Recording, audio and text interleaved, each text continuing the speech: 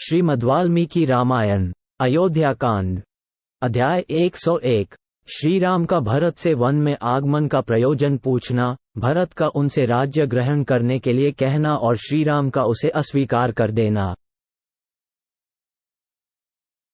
लक्ष्मण सहित श्री रामचंद्र जी ने अपने गुरु भक्त भाई भरत को अच्छी तरह समझाकर अथवा उन्हें अपने में अनुरक्त जानकर उनसे इस प्रकार पूछना आरंभ किया।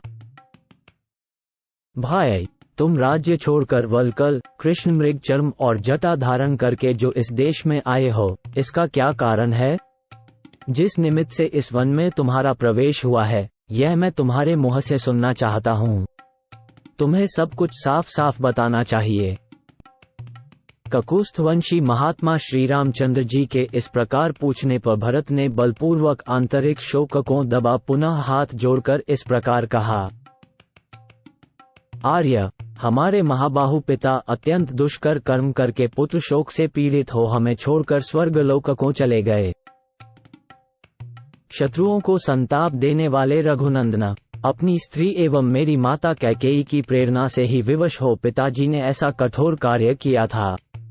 मेरी मां ने अपने सुयश को नष्ट करने वाला ये बड़ा भारी पाप किया है। अतः वह राज्य रूपी फल न पाकर विधवा हो गई। अब मेरी माता शोक से दुर्बल हो महाघोर नरक में पड़ेगी। अब आप अपने दास स्वरूप मुझ भरत पर कृपा कीजिए और इंद्र की भांति आज ही राज्य ग्रहण करने के लिए अपना अभिषेक कराइए।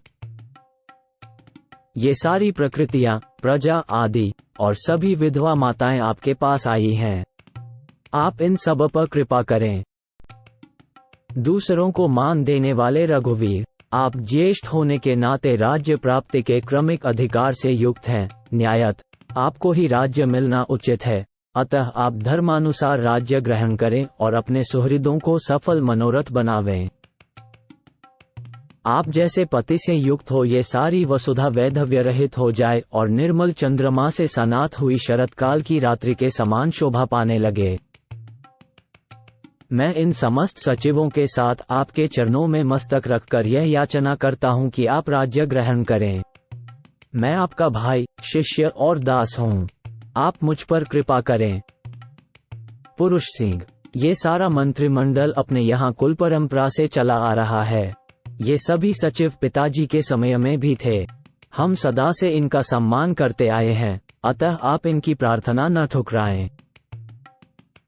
ऐसा कहकर कैकेयी पुत्र महाबाहु भरत ने नेत्रों से आंसू बहाते हुए पुनः श्री रामचंद्र जी के चरणों से माथा टेक दिया। उस समय वे मतवाले हाथी के समान बारंबार लंबी सांस खींचने लगे। तब श्री राम ने भाई भरत को उठाकर हृदय से लगा लिया और इस प्रकार कहा। भाई, तुम ही बताओ, उत्तम कुल में उत्पन्न, सत्वगुण संपन्न, तेजस्वी और श्रेष्ठ व्रतों का पालन करने वाला मेरे जैसा मनुष्य राज्य के लिए पिता की आज्ञा का उल्लंघन रूप पाप कैसे कर सकता है? शत्रुसूदन, मैं तुम्हारे अंदर थोड़ा सा भी दोष नहीं देखता। अज्ञानवश तुम्हें अपनी माता की भी निंदा नहीं करनी चाहिए।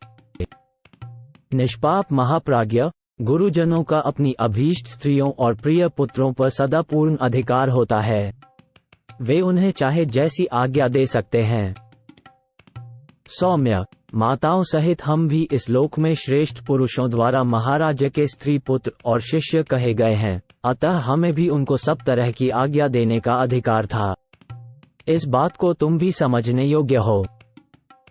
सौम्य, महाराज मुझे वल्कल वस्त्र और मृग चर्म धारण कराकर वन में ठहरावें अथवा राज्य पर बिठावें, इन दोनों बातों के लिए वे सर्वथा समर्थ थे।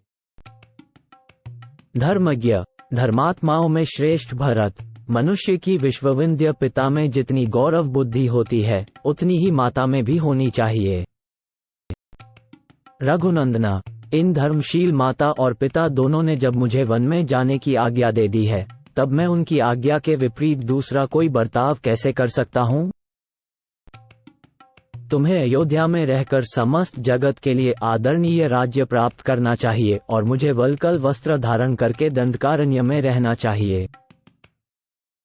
क्योंकि महाराज दशरथ बहुत लोगों के सामने हम दोनों के लिए इस प्रकार पृथक पृथक दो आज्ञाएं देकर स्वर्ग को सिधारे हैं। इस विषय में लोक गुरु धर्मात्मा राजा ही तुम्हारे लिए प्रमाणभूत है, उन्हीं की आज्ञा तुम्हें माननी चाहिए और पिता ने तुम्हारे हिस्से में जो कुछ दिया है उसी का तुम्हें यथावत रूप से उपभोग करना चाहिए। सौम्य, 14 वर्षों तक दंडकारण्य में रहने के बाद ही महात्मा पिता दिए हुए राज्य भाग का मैं उपभोग करूंगा। मनुष्यलोक में सम्मानित और देवराज इंद्र के तुल्य तेजस्वी मेरे महात्मा पिता ने मुझे जो वनवास की आज्ञा दी है उसी को मैं अपने लिए परम हितकारी समझता हूँ। उनकी आज्ञा के विरुद्ध सर्वलोकेश्वर ब्रह्मा का अविनाशी पद भी मेरे लिए श्रेयस्कर नहीं है।